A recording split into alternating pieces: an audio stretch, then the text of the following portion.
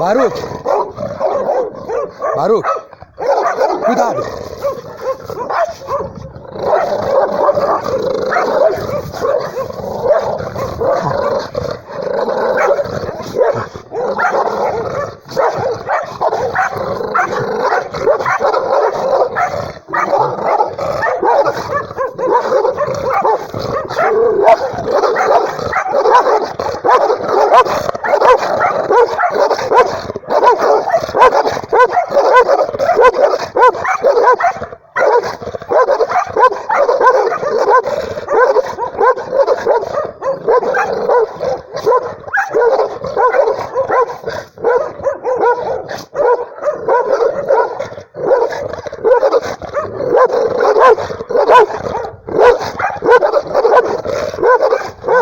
Aqui! Junto! Junto! Senta! Fica! Olha o tamanho da pata da criatura. Atenção! Fica! O Rottweiler saiu aqui desse lugar. Ele parou mais ou menos aqui. Eu acho que a dona dele estava lá na parada de ônibus. Eu já havia passado porque eu estava vindo de lá, como eu estava dizendo.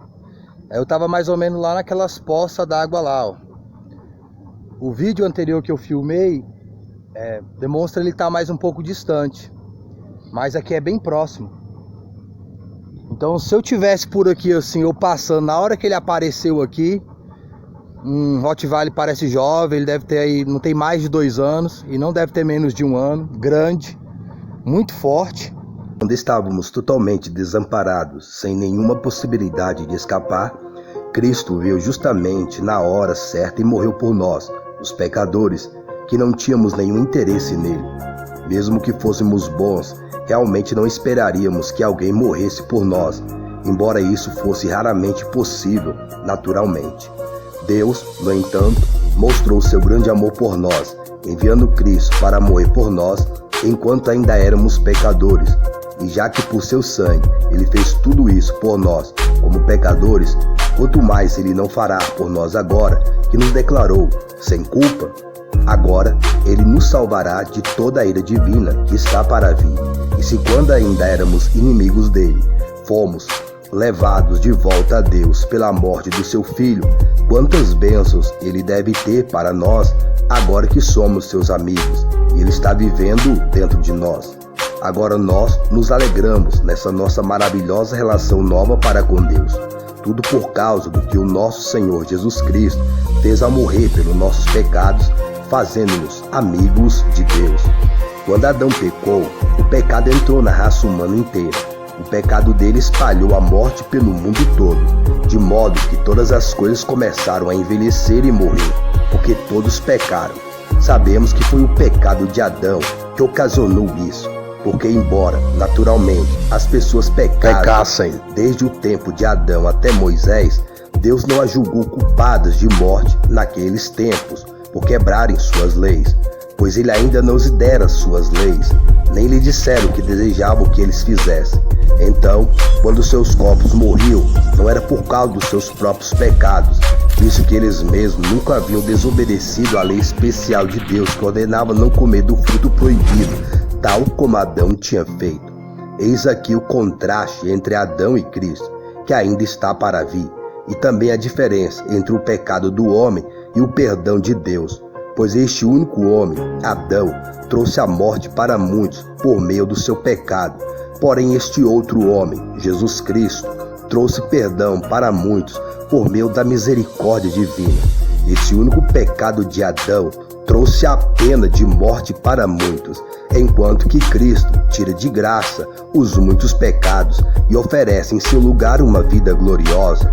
O pecado deste único homem, Adão, fez com que a morte reinasse sobre todos, porém todos quanto receberam presente divino de perdão e absolvição reinarão em vida por causa deste único homem, Jesus Cristo. Sim, o pecado de Adão trouxe o castigo para todos, mas o ato de retidão de Cristo faz com que os homens sejam retos para com Deus, para que possam viver.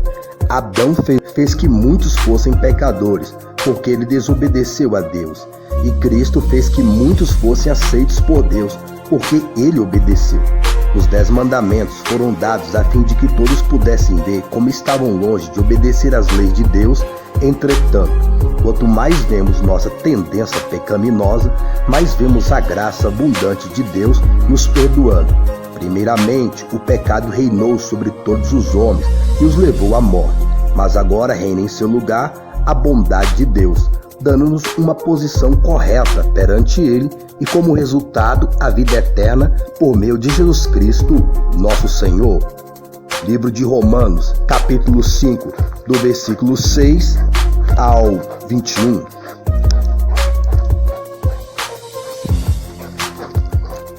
Tudo que é fora de Cristo, como o único Senhor e Salvador da alma, tudo que é fora do arrependimento, dos pecados e da conversão das iniquidades em Cristo, como único Senhor e Salvador da alma, é fake, é mentira, é enganação, é condenação da alma. Tudo que é fora de Cristo como único Senhor e Salvador da alma é fake news gospel. O único Salvador